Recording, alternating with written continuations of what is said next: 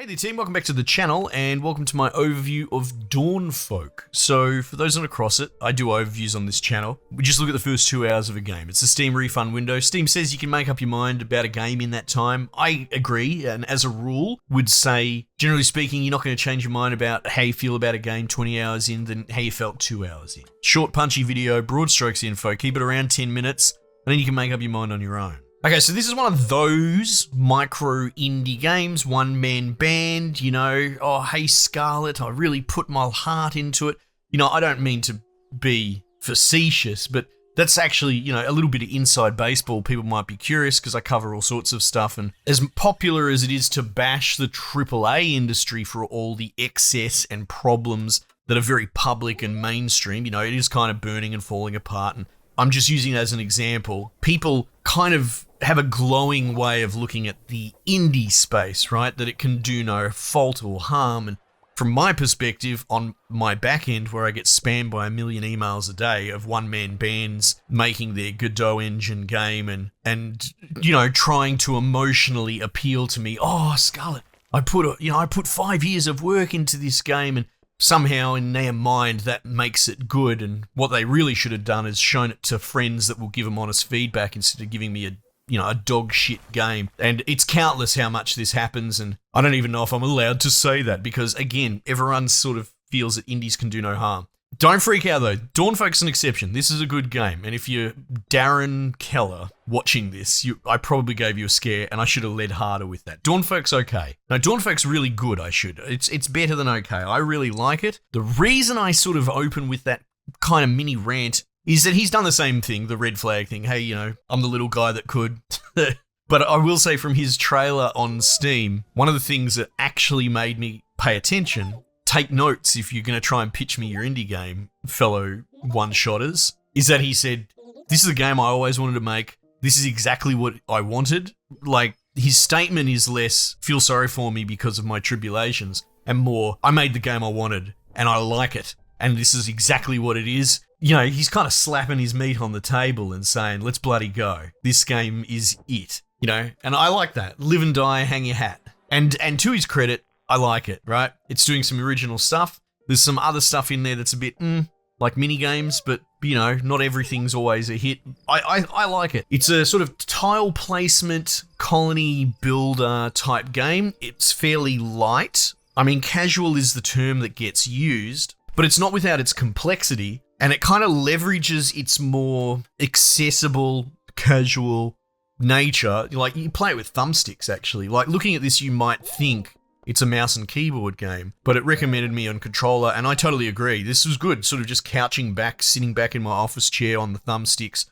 Much more relaxing. I don't want to use the cozy word, I despise that, but something that comes to mind is dotage. I still don't know how to pronounce it. I really love that game. I'll shout it out any chance I get. Now, that's an excellent game with a lot of complex mechanics, but a lot of telegraphing as well. Like, it's very explicit with its logbooks and all that, and saying this combination of this next to that, and, will do this. And you need it, right? You kind of need a roadmap for that game because it pulls pretty hard on the complexity string. This, being less so, gets away with and thrives by leveraging more of a exploratory nature, the spirit of discovery, as it were.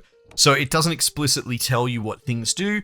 A really big part of this game is just popping down tiles, clicking on everything, looking at the telegraphs, and figuring out the combinations as you go along. And like I said, if Dotage did that, it took away all the logging and explicit writing down of combinations, it would be impenetrable. And I just thought that was a good example. The two games have overlap, but this does this more, curiosity poke and prod better by its nature of being less complex. But that's not to say it's not without complexity. I mean, that's the carrot on the stick. So generally speaking, the idea is you have a little play space, you have your headquarters, you've got some surrounding random tiles. You can, unlock more tiles and you have to spread through the map, and you kind of use this special currency called light. You can get it from prayers and stuff like that. And, there's a necessary antagonist to your faction. It's like darkness, whirlwinds. It's all very cutesy and all that, but it's it is kind of just, necessary mechanical components. It's not going to win any awards or anything like that. You have this cute sidekick fire genie thing talking to you, and if the bad darkness bloody whirlwinds rock up, you sort of try and dispel them with currency. It works, and honestly, it's all it needs to be in this sort of game. But I suppose basically at its core, it is just tile placement, and you're trying to make the numbers go up. You've got different incomes. You sort of have three main incomes. That fourth one, light, is there, but, we've already covered it. But you've got like manpower, I guess you could call it, or villages. It's got a little, man meeple symbol. You've got food, and then you've got goods. I don't know what else to call it. Industry. You mine something from a mountain, you get that. You set up a woodcutter, you get that. I think you get the idea.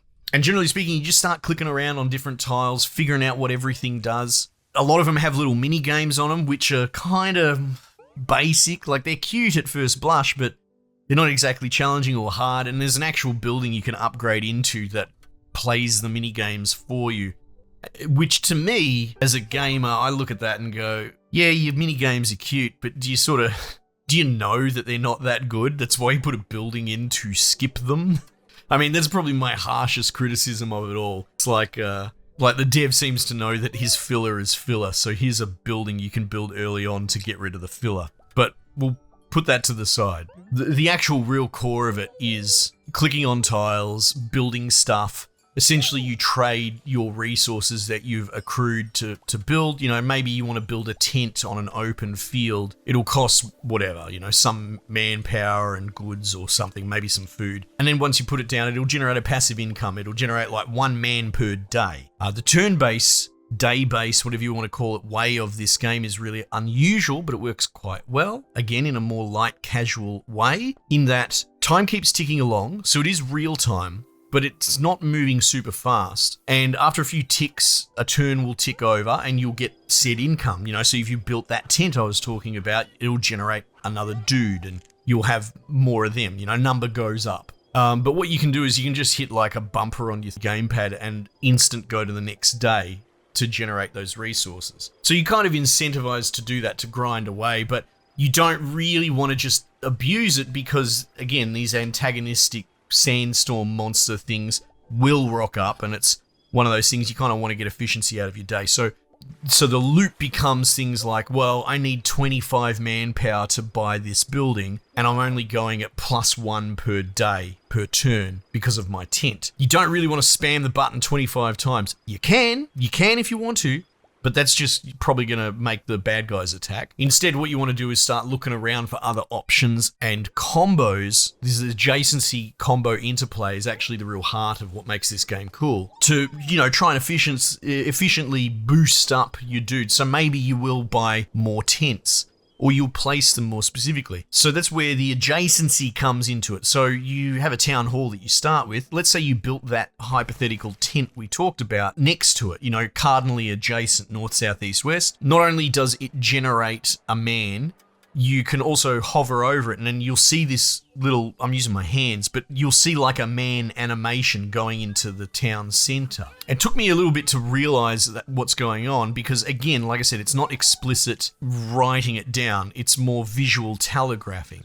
And once you get it, it works really well. Which is cool too, because the other component was I was building a lot of these, let's say, individual buildings. There was no synergy to it. I was building a sheepfold over here, or even like a wheat crop on its own. Kind of doesn't really cover its costs, not in a huge balancing way. Like, I don't know if this is correct, but let's just say it draws 1 man from your income to generate 1 food. So that's sort of a 1-to-1 swap. You're not really getting synergy. But then talking about adjacency, because different tiles allow you to build different things. If you click on a woods, you can build a lumberjack. If you click on an open meadow, you can build, a crop field. You click on a mountain, you can build a mining thing. But if you say build said crop field down that's not really generating you a whole lot of profit, you could go to an adjacent tile next to it and you will now have the ability to build like a windmill. So there's these sort of little tricks within tricks, And the only way you're going to figure them out is just by building stuff willy-nilly. It's like, oh, okay, well, I built this sheepfold over here. What can I build next to it now? Is there anything, you know?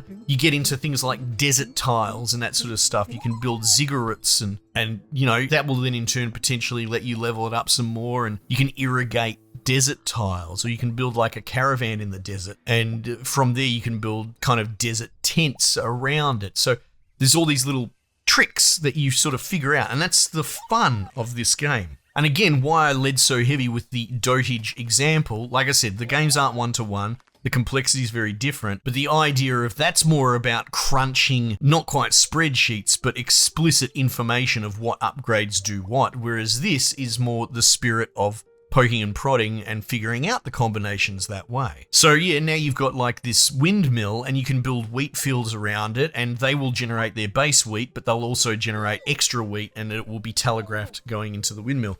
Other examples would be things like there'll be schools of fish in water.